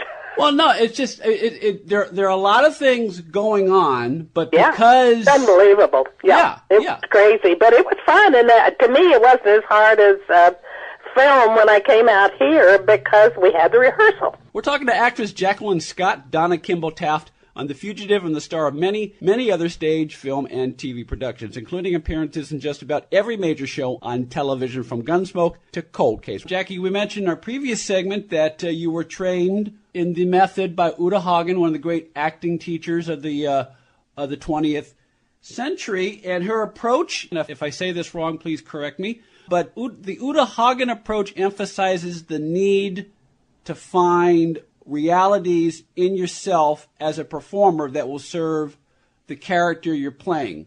That's right. Okay. All right. Now, it seems to me that there are some characters that may not always be easy to do. For example, let's just look at Donna and The Fugitive. Now, not everybody has a brother who is chased by every cop in the United States. So how do you find the reality to play a character such as that? Well, number one, that was very easy for me, strangely enough, because I have no brothers or sisters. I'm an only child. But it was at a time in my life that I was just about the same age as that character. And it's just the fear of losing someone that you care about. So you can substitute anybody in that situation that you have known or lost in your past, and it will work for you. Because the thing is to find the essence of the scene or the character that you're going to portray. And you don't necessarily, you don't even necessarily, like sometimes if I have a scene with my husband, I wouldn't necessarily substitute my own husband, because if it's too close a relationship, it can be confusing. I know that sounds confusing. It is. Well, no, I follow you. I mean, it depends on. It goes back to Uta Hagen's idea. It's a general rule that you follow, but how you pursue it depends on the character or the material itself. So let's see. I think what I'm trying to say, what the character was about was loss of someone that you cared about, or potential loss. Exactly. And that, so, and I tell you, Uta also used to say, if it works for you, don't worry about breaking it down or finding the essence of this scene. Just play it and let the emotion work for you. Yeah. And it was very easy to work with David Jansen and for him to be my brother and to, just hate losing him. My first Broadway show was with a great star. Nobody in this generation or period will probably remember or ever have heard of him. A man named Louis Calhern, who was a great star on in the theater, and also did a jillion movies. But I played his granddaughter in this Broadway show, and they were going to put him in a nursing home. And I would turn around and look at him and think about losing him, and the tears would just pour down my face. I just adored him. And because he was so good to me, and he had given me this great role, which changed my life. And so certain things just, you do... I don't know how to say it, but there is such a thing as talent.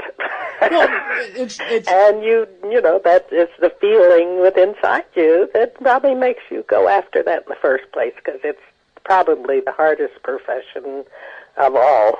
Yeah, well, there's not only such a thing as talent, but it's also calling on your resources as a person and your skills to find what it takes to connect with that person that you're playing, Right. And repeat it every time. And repeat it and make it seem real so that it connects to whether it's the people in the theater or whether it's the people who are watching you across the country on Tuesday nights or Wednesday nights or wherever the show airs. Let's see. Let me ask you this. What's it like to appear on Broadway? Well, I was so dumb. You know, my first Broadway show was with Louis Cowhern. It was a show called The Wooden Dish. And from the day I started rehearsing, he knew that I had done essentially nothing. I had had a summer of summer stock in a professional company, but that was about it. And he just took my hand and said, now, this is what's probably going to happen today, and this person's going to not be as good as they were yesterday. And he would make me run up and down the steps until I could do it without looking at the steps, because if it was my house, I wouldn't. And every single day, he taught me something different. So when we came to the opening night, he said, now we're going to be doing this for, he said, there'll be the critic who are going to probably complain about a lot, and there are going to be the people who just want to be seen because it's an opening night and they can wear their fancy clothes. But he said, your mother will be there and my mother will be there, and that's who we're going to be performing for. And I was so dumb. I just said, okay, and went through that opening without a nerve in my body. And afterwards, all these huge stars came backstage because of Louis Cowhern, because he was a huge star on Broadway. And I almost had a heart attack. But he just, whatever he said to me was written in stone, and I just said, okay. Completely blocked out, you know, that the whole theatrical community of New York City was there. So that was that. I only had 2 Broadway shows. The other was, and boy, again, I was very lucky. I worked with Paul Muni in the original production of Inherit the Wind on Broadway. I didn't create it. A wonderful actress named Bethel Leslie created it, and when she went out, she became pregnant, and I was her understudy, and I played it with Muni for a month. So that was a gift, too. I worked with Helen Hayes in New York, and I just worked with all these big, big stars. I was so lucky when I was little. Yeah, you're so lucky because you had an opportunity to work with these legends who instilled on you all this great practical advice that you're able to use, so that you know because it's very easy to get caught up in the trappings and get and to psych yourself out, and that hurts your performance. You never fell into that trap. Oh, what do you mean? What trappings? What? Well, no, I mean all the glamour of it. Well, yeah, you get caught. I'm on Broadway, and you forget. Yeah, no. I used to. You couldn't. Paul Muni was very strict about theater behavior, and nobody could be backstage, and nobody could be in the wings if they weren't waiting to go on stage. So I found a ramp that led up to the stage in the back of the theater, and I used to lie on that ramp and watch him all the time. But he didn't know I was there.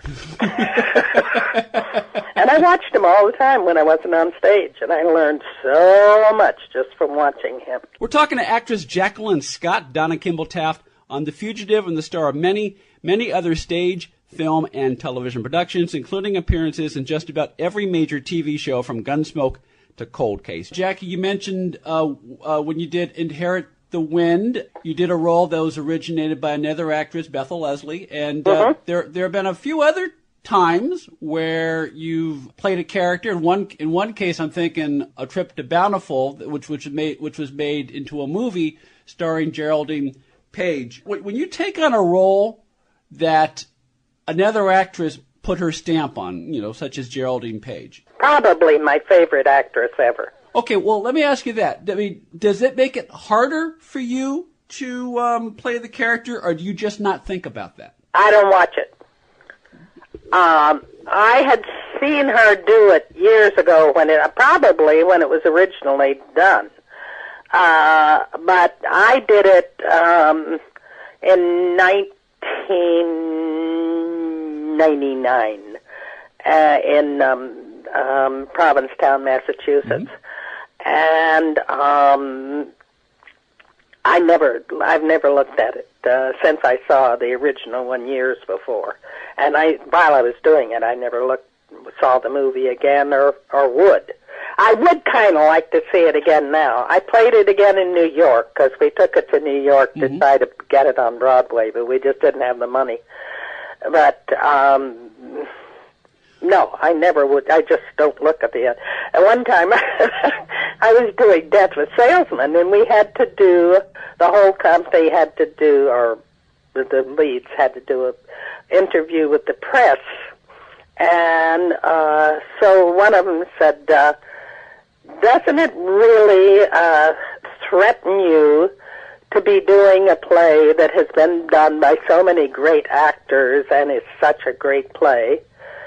And I said, well, you know, that's like, makes me think of the old Herb Schreiner story that, you know, Romeo and Juliet came to town, and it didn't do too well, the traveling company, because the Boy Scouts had done it the year before, and everybody knew how it ended.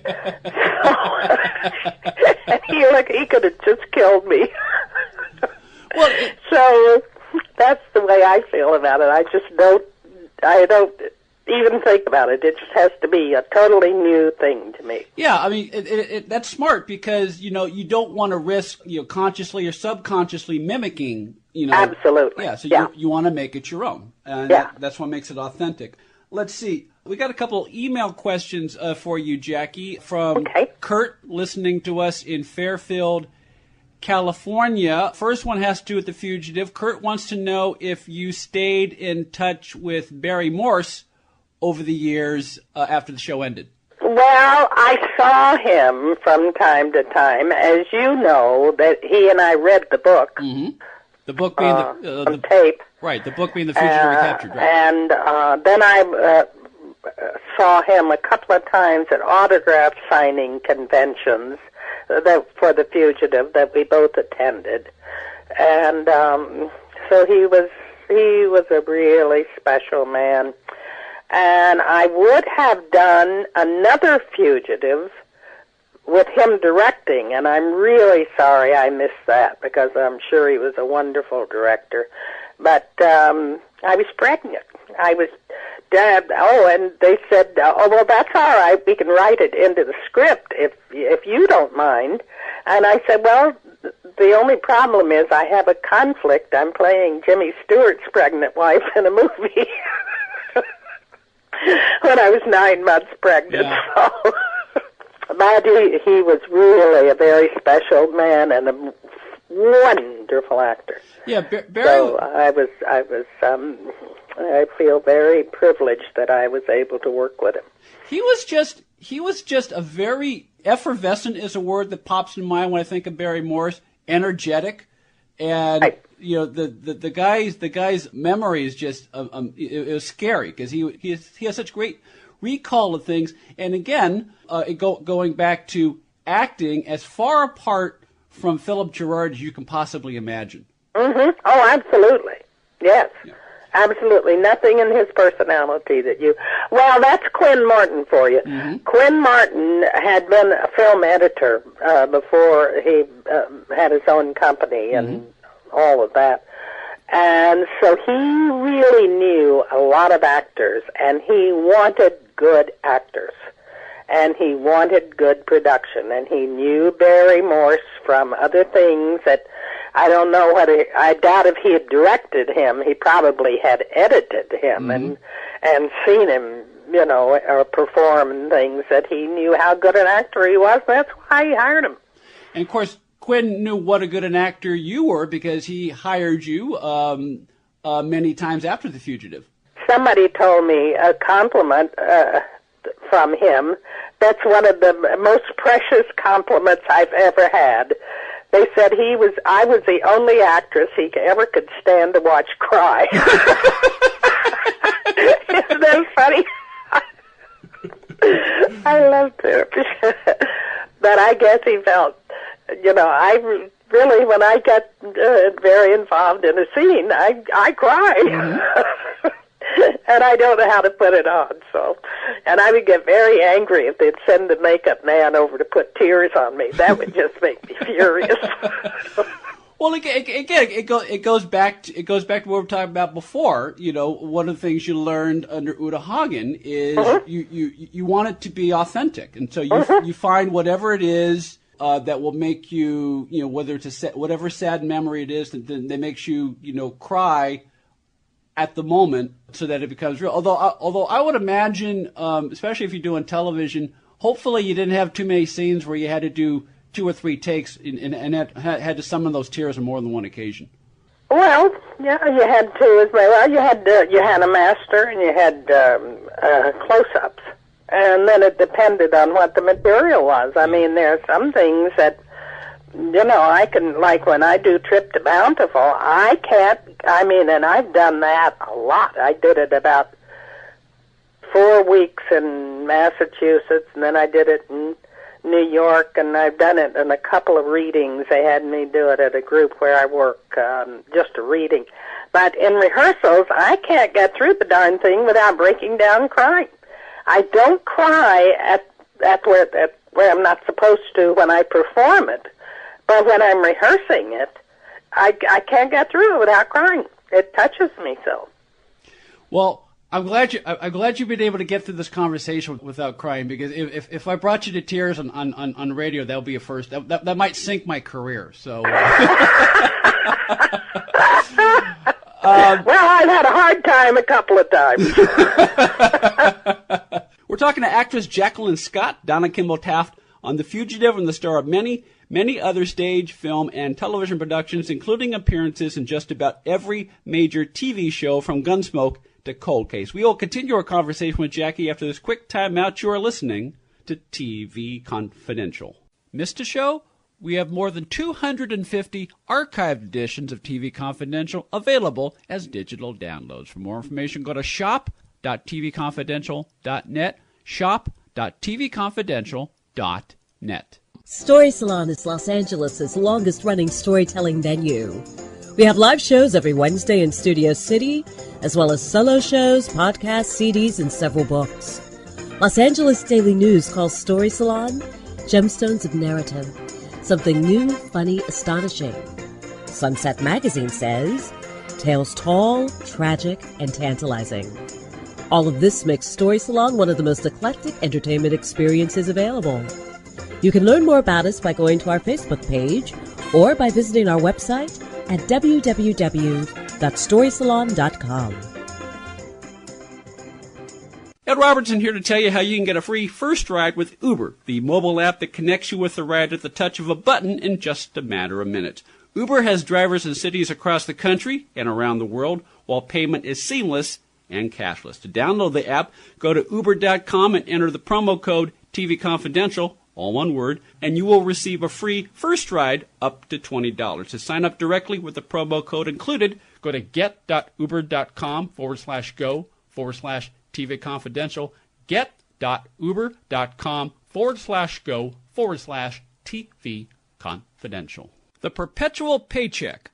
5 secrets to getting a job, keeping a job, and earning income for life in the loyalty-free workplace. The Perpetual Paycheck, now available as an audiobook through audible.com, iTunes, and Amazon.com. If you've listened to TV Confidential and like what you've heard, please consider supporting our efforts by becoming a patron of our show through Patreon. It's easy to do and costs as little as $1 a month. For more information, go to patreon.com/TV Confidential or click the Patreon button on the homepage at tvconfidential.net. Ed Robertson, along with her friend Donna Allen Figueroa, who I understand has a new book out. Yes, it's entitled Fall Again Beginnings. It's the first part of a 4-part contemporary romantic series set against the background of working actors. Something that you know a thing or two well, about. You write what you know, and I have been working in the business for several years. It is not necessarily autobiographical, but it's based on... Sure, many of the experiences that the actors in my book have, many have happened to me, many have happened to friends of mine. It's not, if you're looking for Valley of the Dolls, it's not, it's grounded in reality. It is grounded in reality, and it's the first in a series. Yes. Called the Fall Again series. Fall Again. Which is available as a paperback as well as an ebook and in Kindle at fallagainseries.com. Hello, this is Joe Campanella coming to you on TV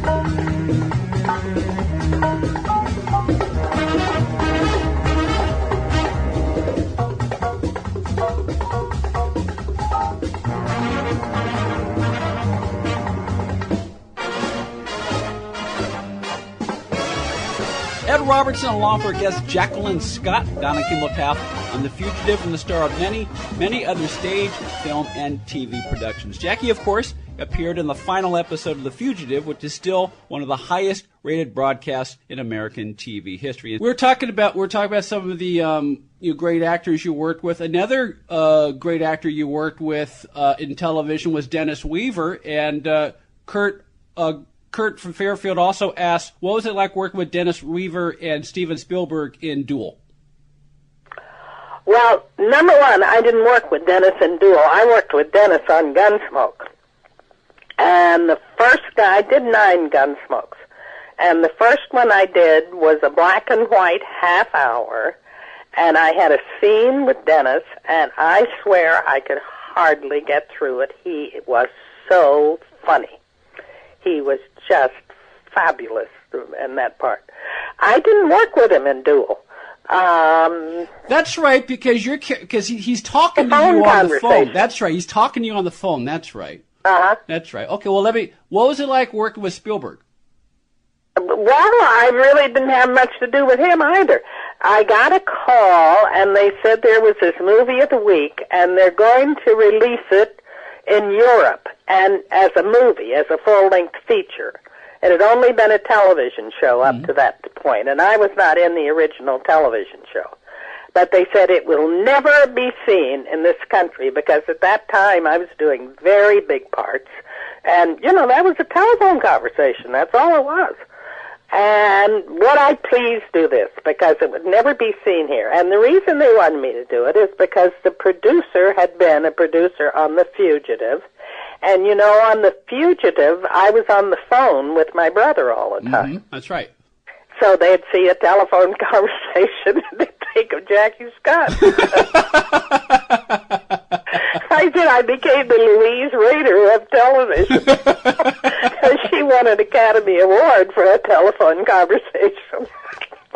But, so I didn't work. I knew Dennis, though, because he's from Joplin. Mm-hmm. And I'm from Missouri, and we had mutual friends. And in New York, I used to babysit with his kid. No, that was Lonnie Chapman. No, I only knew Dennis from out here. But we, knew one another to say hi when we saw each other, and he knew I was from Missouri and all that stuff. So he was a wonderful man. He was just an amazing man. Another amazing man, at least I've heard, is Jimmy Stewart. You mentioned was it Fire Creek? Was the picture that you worked with him? Okay, what was it like working with Jimmy Stewart? Well, I'm really not a good person to talk to about all this stuff because I just love everybody. And you say, well, she's obviously lying, or she has no taste. She just loves everybody. But, those are just once-in-a-lifetime gifts that are given to you to work with stars like that.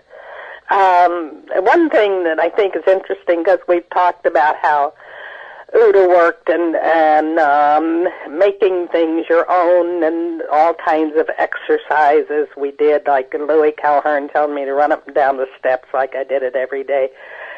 When we did Fire Creek, the first scene, he comes into the house, and he walks over to the sink and, a tin wash basin there, and washes his face and reaches up and grabs the towel and dries his face and throws the towel back up there. He must have done that 15 times if he did it once, until by the time they put it on film, he walked in that door and went over to that sink, and you'd swear he'd been doing that every day of his life for 50 years. Well, that's called being a pro. I mean, you do it as long. And everybody, the young people, thought that they invented the method because of Marlon Brando, who, by the way, I think was the greatest actor probably that ever breathed. I just idolized him, and I never got to work with him, never saw him, but I just thought he was brilliant. But good actors had been working the same way for many, many years before all that came out with the studio, Because, see, that's exactly what they say, to do things over and to find them, make them your own. That's right. And that's what Jimmy Stewart did. And he was wonderful. Well, another actor I admire, let's put it that way, is Walter Matthau. And you did a picture with Walter Matthau in the early 70s called Charlie Varick. And one of the things that strikes me about your performance in that is that you got to play a bad girl. Yes. I played a couple of them, not many, but a couple. I loved it. Absolutely, because the bad girls or the villains those are usually the best parts. Yeah, that was fun. Let's see. Ron Satloff, who directed a lot of television, I think he was on the crew of Charlie Varick. He said that Matthau is one of the most intelligent actors he's ever come across. Yeah. He was a big star, but he never carried himself off like he was a big star. He just knew who he was. He was a wonderful human being, and funny. Oh my God, he was the funniest man in the world. And Don Siegel, who directed that movie, and Don Siegel did all the Dirty Harry movies and things like that. I mean, and both of them were just a scream. So I'll tell you, to try to get a day's work done. But of course, when they were working, that was another story. I mean, they were both brilliant. But yeah, he was. Somebody told me I didn't see it because I don't think I was ever there at lunchtime. I guess I had early morning calls or something. But people said that when it came lunchtime, he would take his food and go eat with the crew. Oh, Matthau? Yeah, he didn't go to his dressing room or stay with the stars or whatever. He'd go and visit with everybody, and he was oh God, just an unbelievably wonderful actor. He'd been a huge star on Broadway before he came into film, and then he told me, he said he never ever wanted to do another Broadway show because he did about 8 Broadway shows and got brilliant reviews himself, and the darn shows would close, and they didn't run. And so once he got out here, he said he'd never go back to Broadway. And they called him and said, Neil Simon has a play. And he said, I don't care what it is. I don't want anything to do with it. But he changed his mind because it was The Odd Couple. That's right. So he went back to Broadway to do that. Of course, you mentioned that Matthau ate with the crew. I understand that Paul Newman did the same thing. I mean, he... Possibly. Gene, my husband, knew Paul Newman. He was down on a movie shoot with him. Gene was a photographer when I first met him. Yeah. He knew Paul, but I never knew him. Well, he was a terrific man. Another Midwesterner, another guy who let the work speak for himself. I mean, he knew who he was, he knew who he was, but he kind of let the work speak for itself, and didn't put on airs. Oh, yeah, no. Matter of fact, I think he did his best work when he didn't have to play leading men. He said he thought that being an actor was an embarrassing job for a grown man.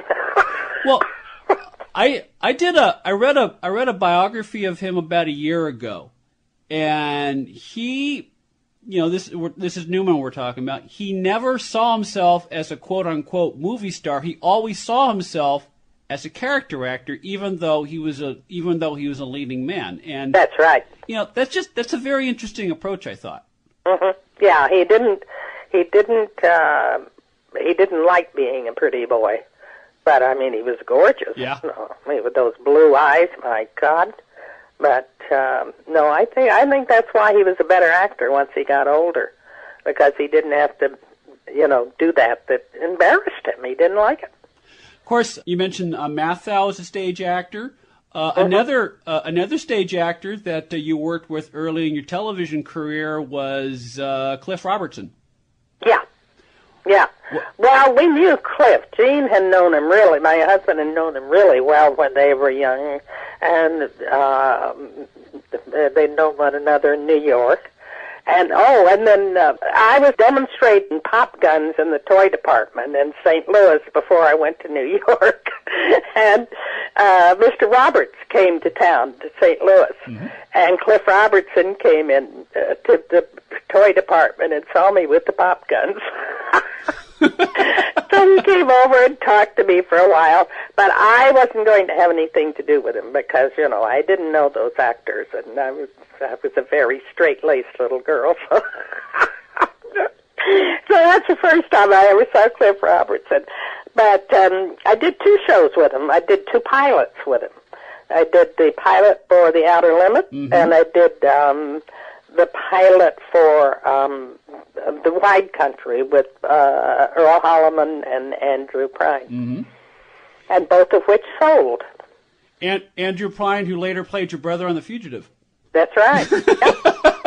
Small world. And that's a better way. I was going to say it's a very incestuous world of television, but small world's a nicer way of putting it. Yes, but that's true. It is. Somebody said one time, when I worked with you, I thought you really cared about me, and now I'm playing your husband. He said, now I see you all these shows, and you like them all. I thought that was really cute. Well, Jackie, it's been an absolute delight chatting with you, and I hope one of these nights you'll join us again on TV Confidential. Okay, and listen, Ed, thank you so much. Stay with us, folks. We'll be right back. If you haven't been listening to TV Confidential, this is who you're missing. Barbara Feldon, Charles Grodin, Ken Levine, Kevin Sorbo, Judy Tenuta, Robert Goldberg, Gloria Loring, Jay Joy, Chris Robinson, Morgan Woodward, James McEachin, Ron Dante, Nita Gillette, Barry Livingston, Lawrence Montaigne, Raymond J. Barry, and many, many more of your favorite celebrities and people behind the scenes in the world of television. That's TV Confidential, every week on this station and every day online at tvconfidential.net. Hi, this is Dawn Wells. Guess what we're listening to? TV Confidential. Ed Roberts with a reminder that the next edition of TV Confidential will premiere next week on this station at the usual time. If all goes well, our guests will include actress Nichelle Nichols. Nichelle Nichols, Lieutenant Uhura on Star Trek. We hope you'll join us for that. In the meantime, got a few minutes. Enough time to tell you that Rowena Martin's Laugh-In is now available in its entirety exclusively from our friends at Time Life. Rowena Martin's Laugh-In, the complete series, includes every episode from all 6 seasons on 38 DVDs, available together for the first time ever, more than half of which have never been released before to the public. The complete series box set also includes a slew of exclusive new bonus features, including the pilot episode of Laugh-In, which originally aired on September 9th, 1967, interviews with Dick Martin, Ruth Buzzy, Gary Owens, Artie Johnson, Alan Suze, Lily Tomlin, and George Schlatter, Laugh-In Memories, a collectible memory book filled with jokes, pictures from the show,